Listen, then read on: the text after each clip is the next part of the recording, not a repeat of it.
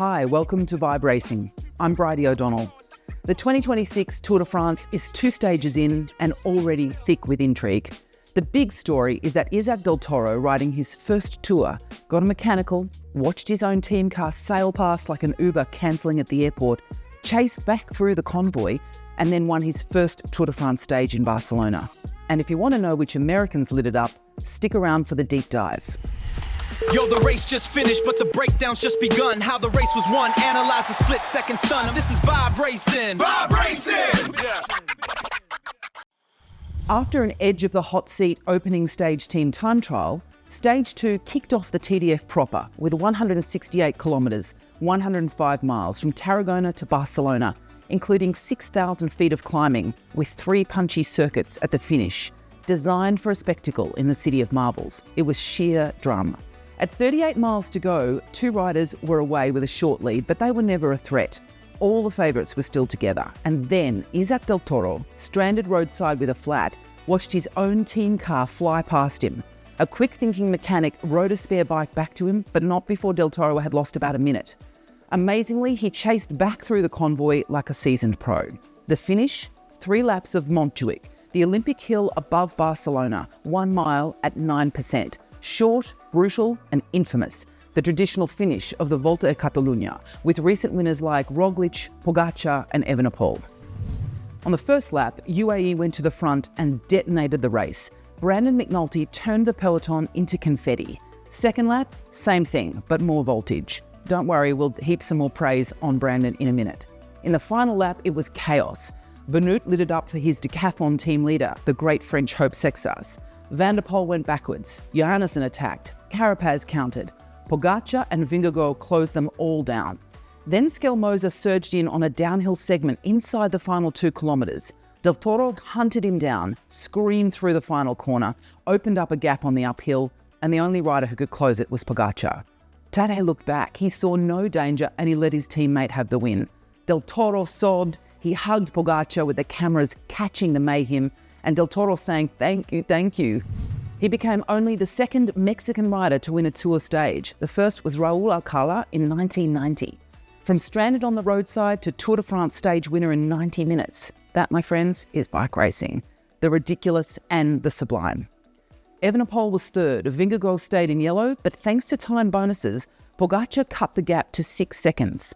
France had a very interesting day too. Romain Gregoire, Lenny Martinez and the 19-year-old Sexas all finished in the front group. The French are lurking, quietly. The French media a little less so, but hey, it's not long until Bastille Day. Now, back to stage 1. Saturday's 19.6 kilometre team time trial through Barcelona.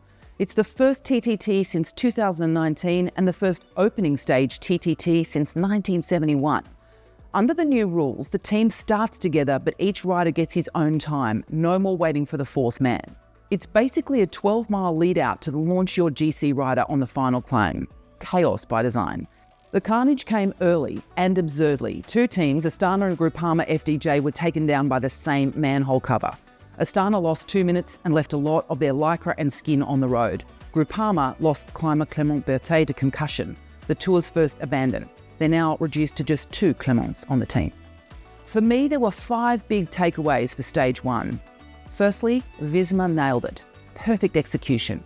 Jonas Vingegaard scored his first yellow jersey since winning the Tour in 2023.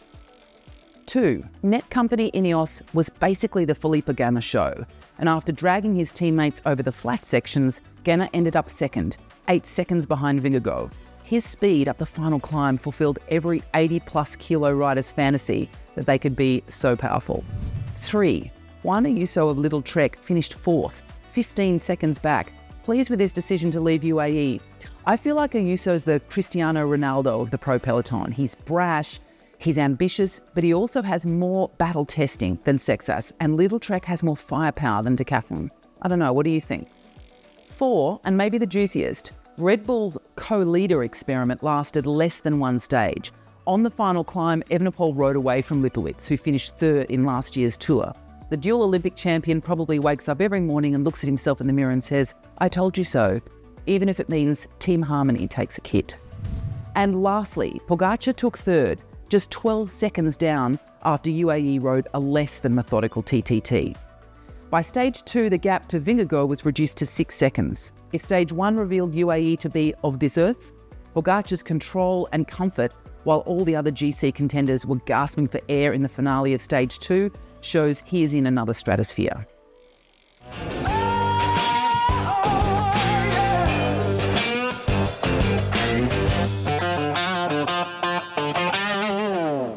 Now, the reason you're all here. Personally, as a big fan of American pro cycling, I see a lot to look forward to in this year's Tour de France. There are 6 Americans competing, and the first 2 stages belonged to 2 of them. On stage 1, the winner had Matteo Jorgenson to thank. Matteo turned 27 last Wednesday, and what does he get for his birthday? In his 7th season as a pro, he gets to ride his 5th Tour de France.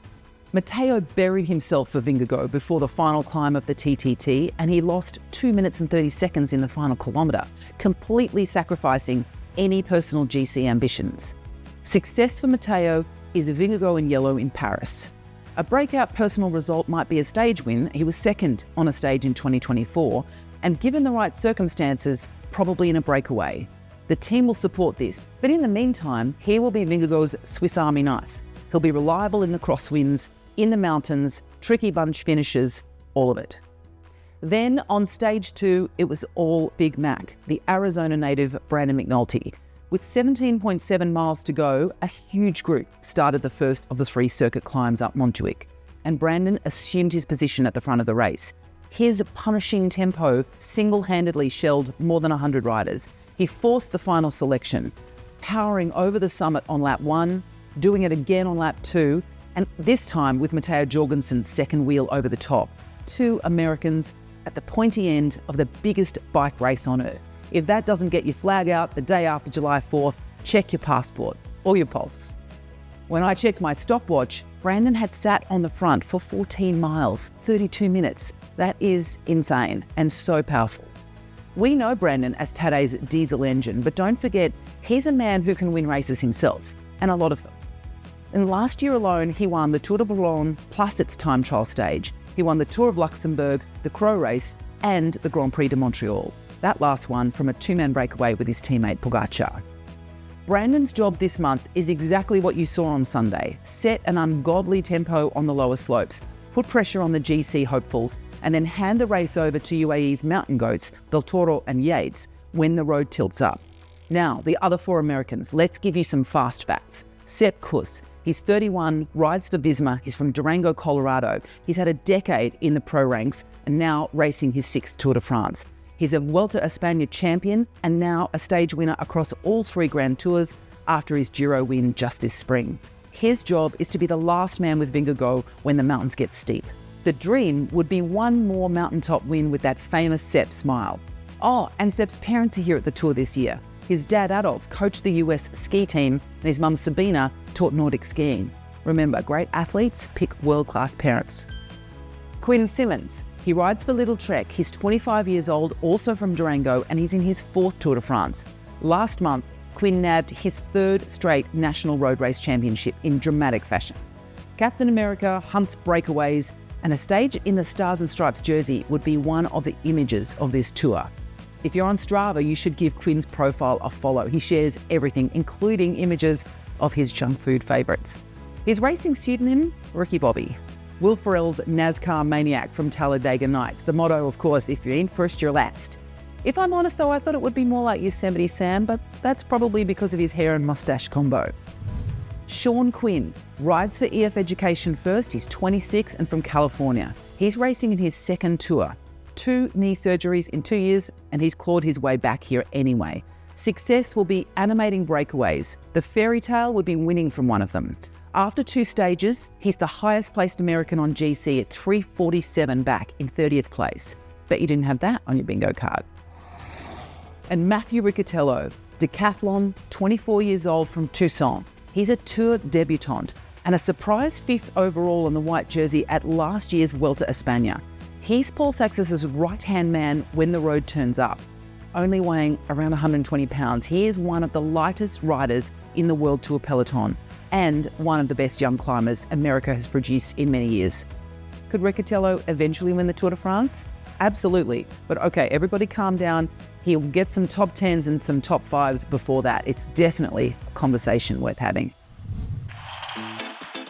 Spicy Things!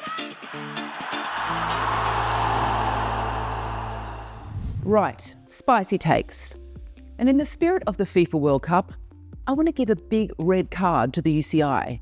Can you believe that they are fining riders for putting ice socks in their skin suits in the Stage 1 TTT in the middle of a European heatwave?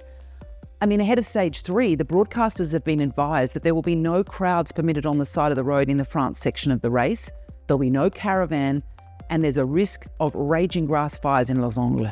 Temperatures are set to soar to over 100 degrees for Stages 4 and 5 near Carcassonne and Foire.